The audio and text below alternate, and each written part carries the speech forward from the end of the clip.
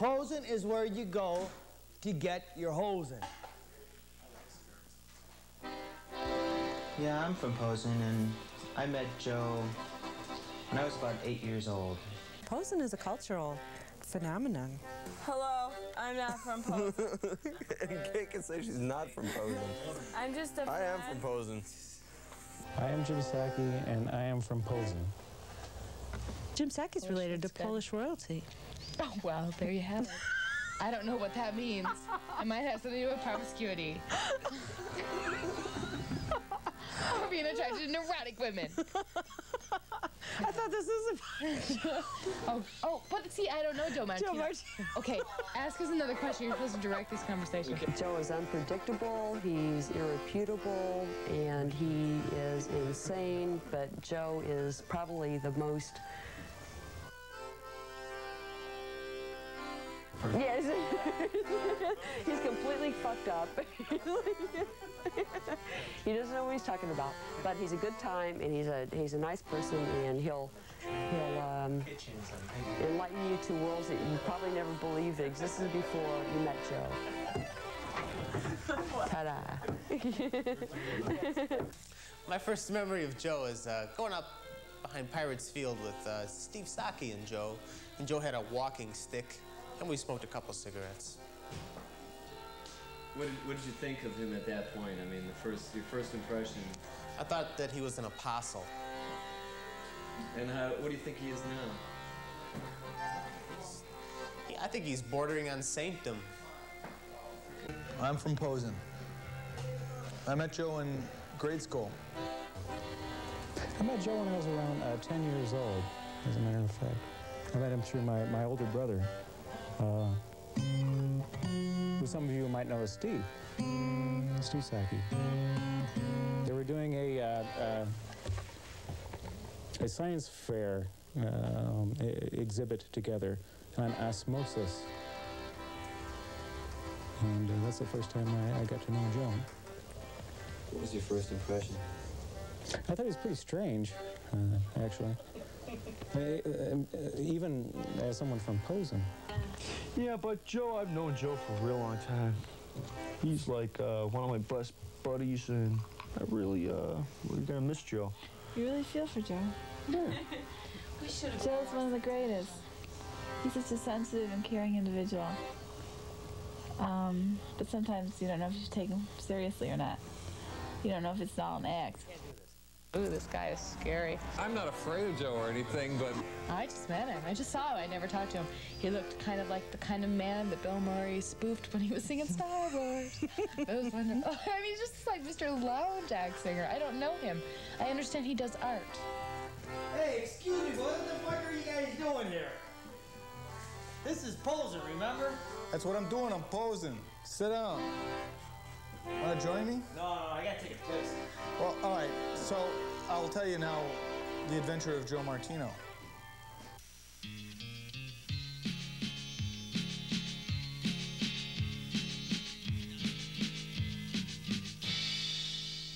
We're doing the things that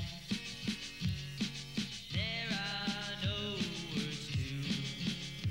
Where we end up leaves us down on the floor. There's a couple of lights still shining in the next room. Still in the cracks that our friends ran through the door. Life's beautiful loser once got me down. Midnight's beautiful boozer living it up on the town. Spending all kinds of money, sure as night rides the day. Life's beautiful loser just won't fade away.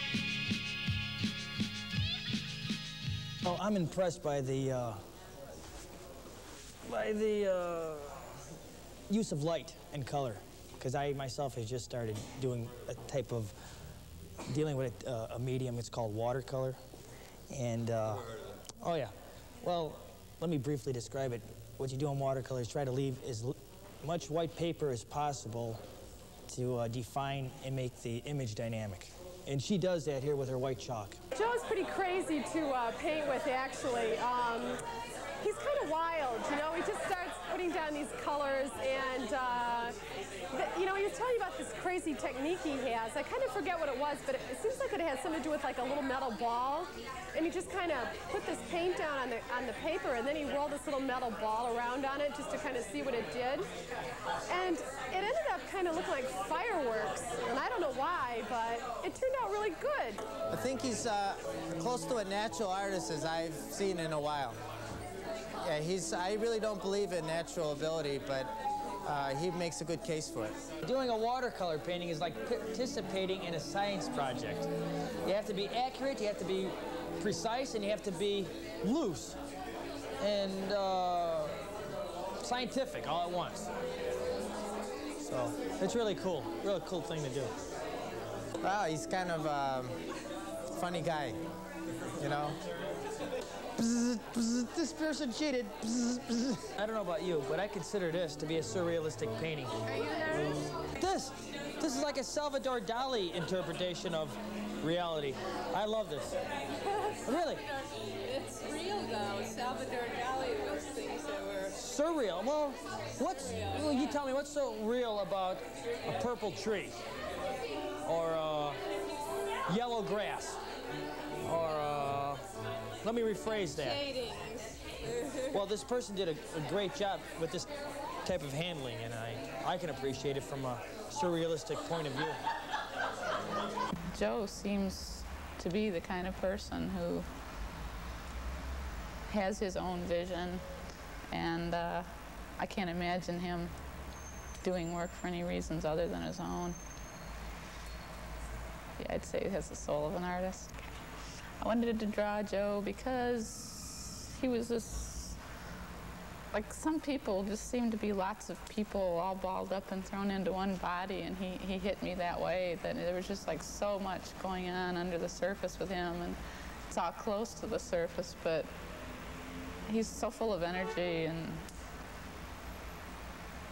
mysterious, friendly. I mean, he's like full of all kinds of stuff. I wanted to get at it. First distinct memory of Joe was we were asked by Sister Goretti and the other nuns of the 3rd or 4th grade it was at the time to do a painting or a drawing of the Chicago fire.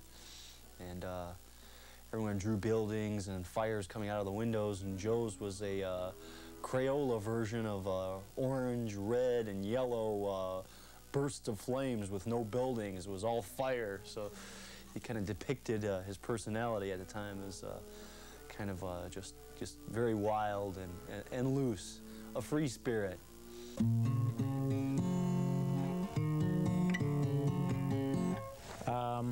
Well, I'll tell you, the first impression I had of Joe, from an artistic point of view anyway, was that he was incredibly talented.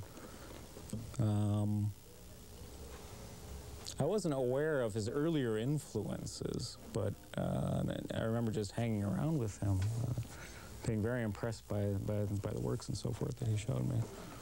And in fact, I think Joe was actually very, very influential in my particular life, because, you know, as you know, I studied art for a while, and I think he had something to do with that. Joe's very proud of his new endeavor and his watercolors, but he's also very caught up in any of his friends' projects, and I don't know if he's more into his watercolors or if he's more into his sketchings of the models. I think he's particularly proud of the models and his continuous line sketching. It's one of Joe's techniques that he's trying to develop. He I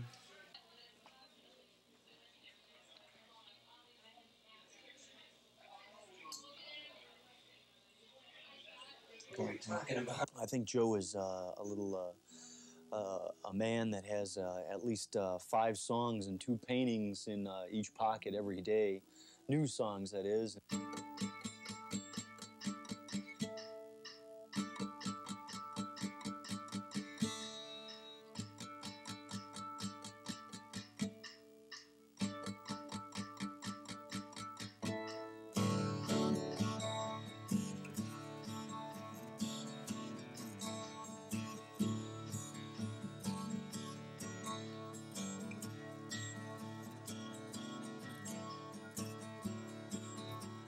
12. I went by someone's house and there was like some weird drug addict band playing. I think Joe was one of them.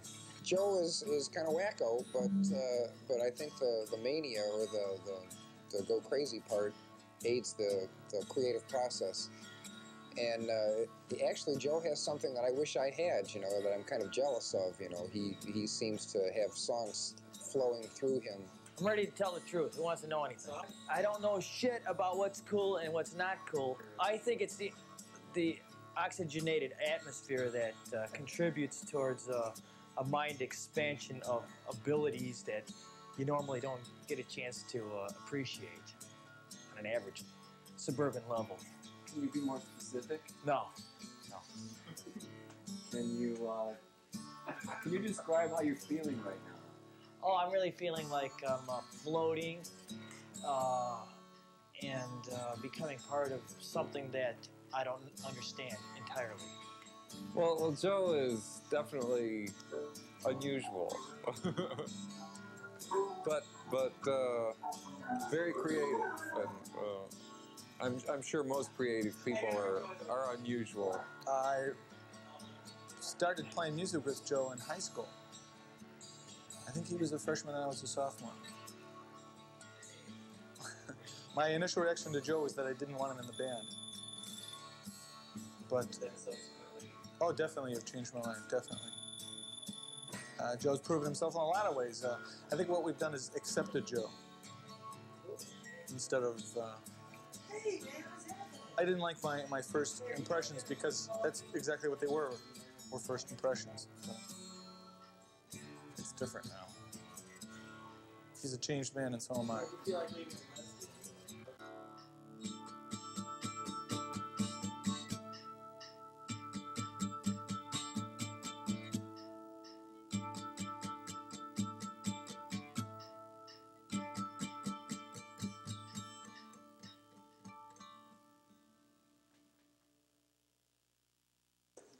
A miniature handheld mechanical instrument that's capable of reproducing large orchestral sounds. Well, that's accordion to you. Yeah. Oh.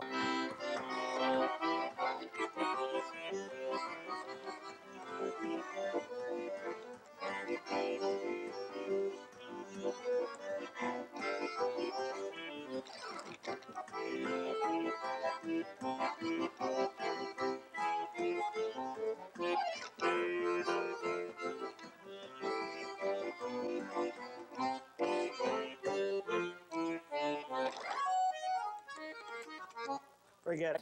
We're going head on, Jack. Big time. We're going head on with Jack. Head on with Jack. You're not jacking me around, are you? No. I couldn't possibly do that. I'm done doing that. When you head on, there's no time to jack around. Heading on is going out on a journey. Oh, heading on! Let's start out nice and cold, very cold. As a matter of fact, almost too cold. Walking was really difficult for the temperature. I think once we got used to it and got used to the fact that we were only walking into the wind, it got a little easier. We went to the pipe. That wasn't our goal. Our goal was just to start walking. As we walked, we got the idea to head to the pipe, and then maybe even beyond that. So it was very uneventful. We had some ideas for filming along the way, a lot of light conversation. Typical heading on. We finally made it to the pipe and sat down, had a smoke, and decided what we were going to do. Joe got the idea that he wanted to cross the pipe and on his hands on the bottom over an I-beam. And he wanted us to film it. Joe was heading on. Oh, I knew that Joe was going to fall in. He seemed to let go. And what was very interesting is it looked as though he was bouncing off the water. But he didn't keep his feet and ended up getting absolutely soaked, jumping for the shore. which just about ended our heading on. Then we started heading on back.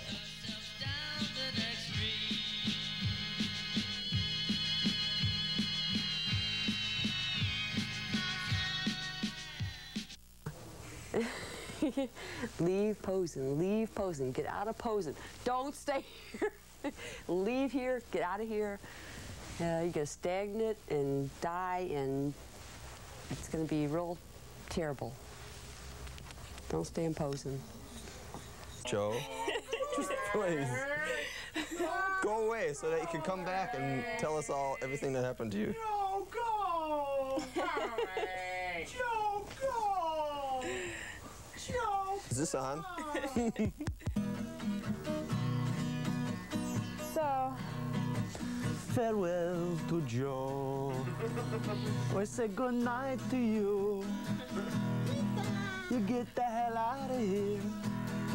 I feel kind of sad about Joe going, though.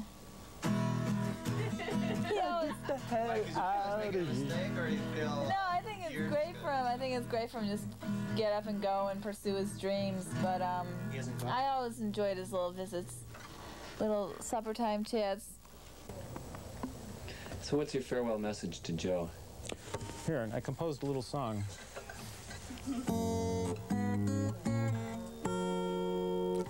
Joe, so sad to see you go. Only you know.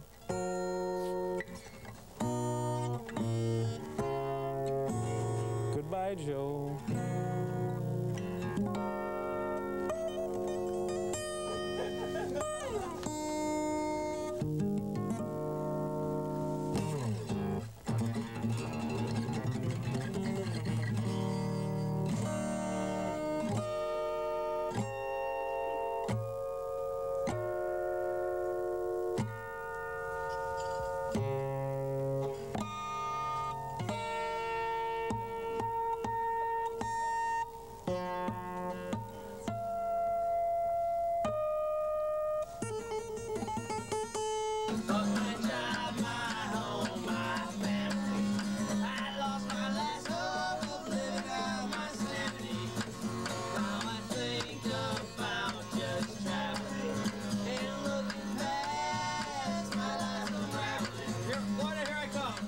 I want y'all to know that I'm from Bozeman. I'm glad to be from here, and I'm glad someday I'll come back here. That's chicken, isn't it? And I hope I have a tale to tell.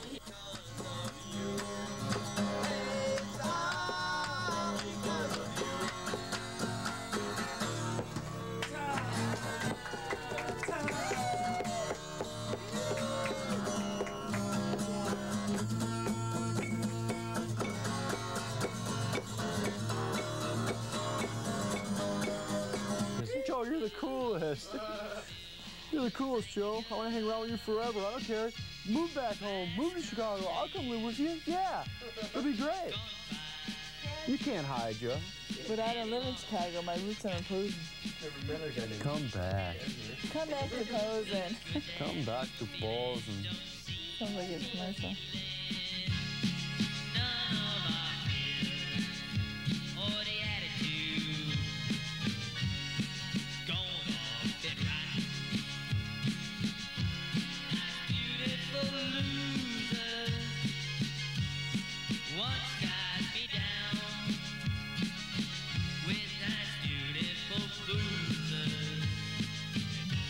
Living up on the town.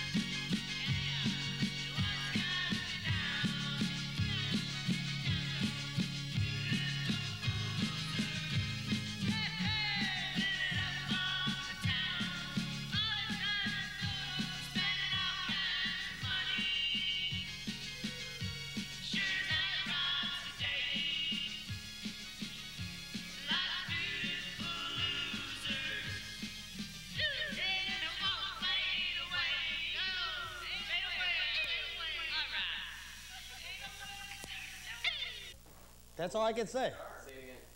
Posing is where you go to get your hosing.